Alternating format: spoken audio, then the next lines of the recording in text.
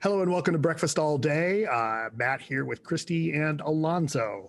Our next film is To All the Boys. Again, I have not quite had a chance to see this one, although I'm kind of wanting to see it. This is the third one in the series, To All the Boys, Always and Forever. And one of my excellent compatriots will tell you all about it.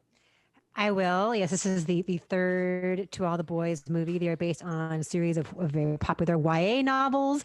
And the first one was just like this gigantic hit. Like right when Netflix was starting to have, original films that were just, this was one of the early hits for them.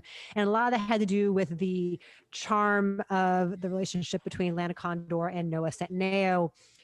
That was To All the Boys I've Loved Before. And then last year, right around the same weekend, we had To All the Boys, P.S. I Love You. I went back Valentine's Day, Christy. I know, it was Valentine's Day this weekend. And it was a year ago, like one of the last times that the three of us were all together, was reviewing the last To All the Boys movie at Alonso's apartment. So, and I didn't like the second To All the Boys movie because I feel like Lara Jean chose the wrong guy.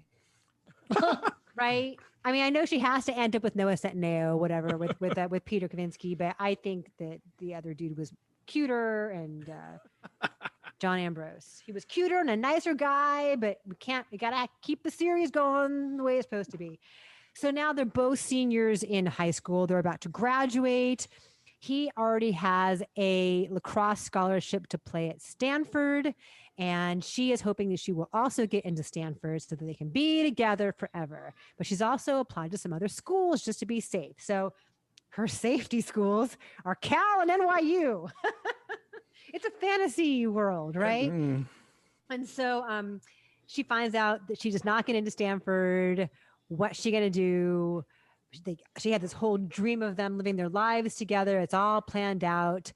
And she gets into Cal, and then that's only like an hour away. It's just across the bay, no big deal. But then she goes and she visits New York City with her friends on a senior trip, and she realizes, like New York would be fun. Like to go to NYU, that wouldn't suck. And to be young and on your own in a whole different city. Her older sister has gone off. Her younger sister, Kitty, her wisecracking, nosy younger sister, Kitty, is still home. Doesn't want her to leave or go anywhere far away. And meanwhile, John Corbett, her dad, played by John Corbett, is potentially going to get remarried to the nice neighbor across the street. And it's how all these things collide. What are we going to do? And it's, it is sweet. It redeems the whole series. And as you say, Alonso, hopefully it's the last one. Like, I don't know that I need any more To All the Boys movies. The thing that is so charming, that spark between Lana Condor and Noah Centineo, is very much still there. They are adorable. But it's funny to watch this now as a grown-ass woman. Like, the things that are problems seem so lame, right? I mean, well, I'm reminded of what Dave would always say when I would watch Degrassi. He was like, do these kids ever have homework? There's no homework. And again, like in classic romantic comedy tradition, all of this would just be solved with like one conversation, right? Because for a long time, there's this whole ruse where she accidentally makes Peter think that she got into Stanford and doesn't tell him for a really long time. And Nick watched it with me because he had seen the first two. And he's like, why doesn't she just tell him? Because then there'd be no movie. Because then it would be a commercial. I like this one. I think that every generation of teenagers needs this kind of like aspirational movie in which everything is awesome and things work out and their decisions are at the center of the universe. And, I like the fact that, part of the aspirationalness of these characters is that they're smart and they read books and they're concerned about other people and they're quite lovely. It's funny that you remember not liking the second one. I cannot remember the first two movies. I know I saw them. I know we reviewed them, but like I remember going into this and thinking, boy, there better be a previously on because I don't remember anything. And there wasn't, but I eventually kind of worked back. Oh yeah, right. Him and the sister and the thing and the whatever. It is perfectly charming. This is a cotton candy movie, Is part of the aspirational that, because I think about this and I imagine for those of us that are older that are reviewing it have to look back on like, these kids are going into college and the aspiration here is that they'll be together forever. And I think back, like, when you're that age, that's what you think. Right. But it's a little like, I look back, I'm like, man, I can't imagine. Like, oh God, no. I was an idiot. Yeah, but again, I think, but part of the aspirational thing is they don't want to hear that from you, Grandpa.